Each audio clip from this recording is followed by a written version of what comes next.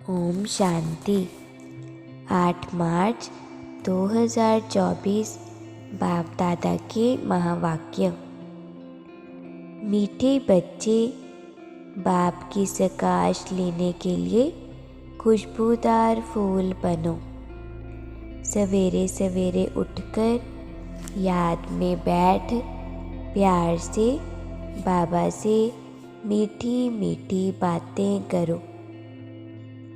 जो बच्चे बहुत मीठे हैं, जिन्हें सर्विस के बिना और कुछ सूझता ही नहीं, जो अति प्रेम से बाप को याद करते, खुशी में प्रेम के आंसू बहाते, ऐसे बच्चों को बाप भी याद करते हैं। बाप की नज़र फूलों तरफ जाती है, कहेंगे फलानी आत्मा बड़ी अच्छी है। यह आत्मा जहाँ सर्विस देखती भागती रहती है, अनेकों का कल्याण करती है, तो बाप उसे याद करते हैं।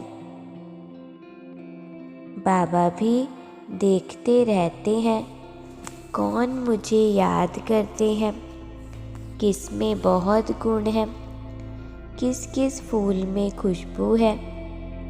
फूलों से सबका प्यार होता है।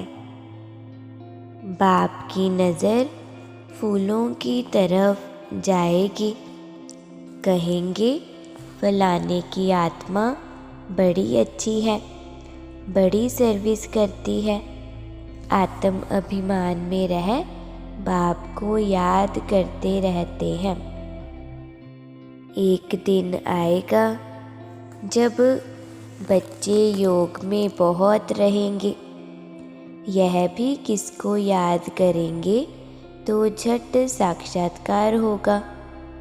आत्मा तो है छोटी बिंदी, साक्षात्कार करें तो भी कोई समझ ना सके, फिर भी शरीर ही याद आता है। आत्मा है छोटी, परंतु याद करती है तो उनकी आत्मा पावन बनती जाती है। बगीचे में वैरायटी फूल होते हैं। बाबा के जो मददगार बनते हैं वही ऊंच पद पाते हैं। वह भी जो बाप को याद करते रहते हैं, ब्राह्मण से ट्रांसफ़र हो देवता बनते हैं। मुख्य है ही योग और पढ़ाई। उनको ज्ञान और विज्ञान भी कहा जाता है। यह ज्ञान विज्ञान भवन है, जहाँ बाप आकर सिखलाते हैं। ज्ञान से सारे सृष्टि की नॉलेज मिल जाती है। विज्ञान माना तुम योग में रहते हो, जिससे तुम पावन बन जाते हो। बाप बच्चों को देखते रहते हैं।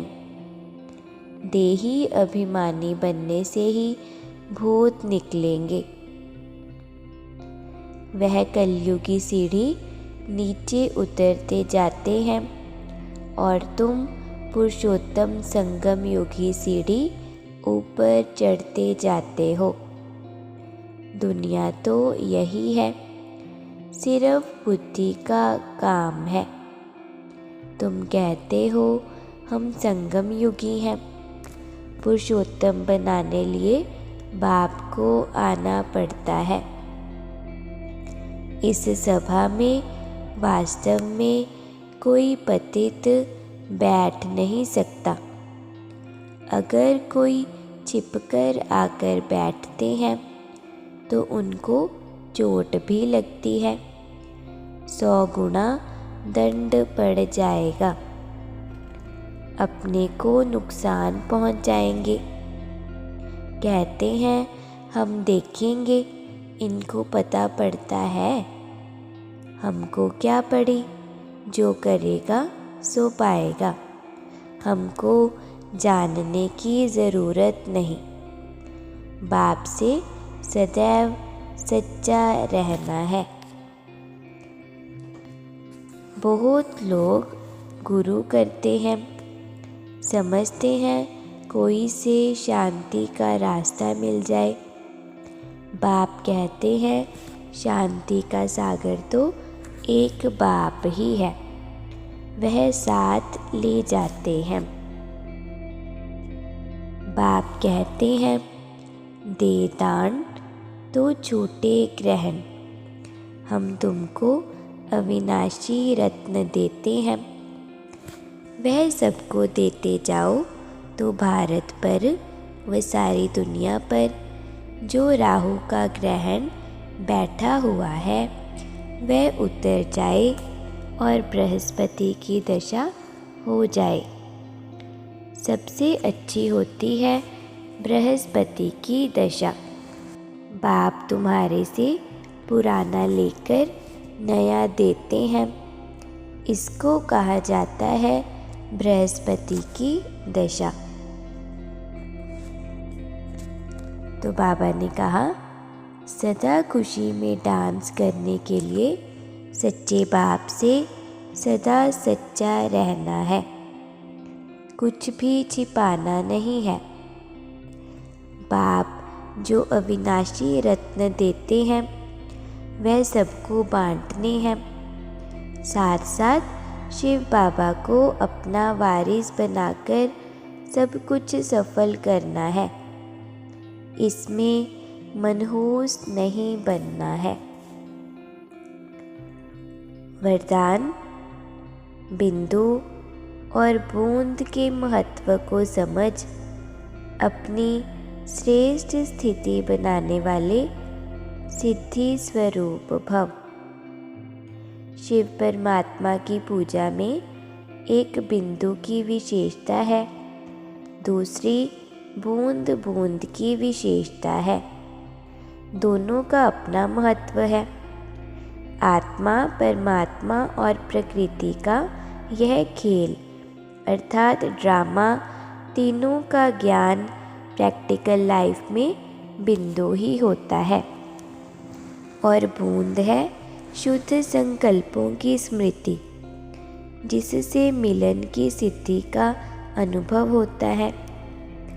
रूह रेहान में प्राप्तियों की शीतल बूंदें बाप पर डालते हो, इसी से ही श्रेष्ठ स्थिति बन जाती है। इसी का यादगार भक्ति में भी चला आता है। स्लोगन ज़्यादा बोलने से दिमाग की एनर्जी कम हो जाती है, इसलिए शॉर्ट और स्वीट बोलो। ओम शांति।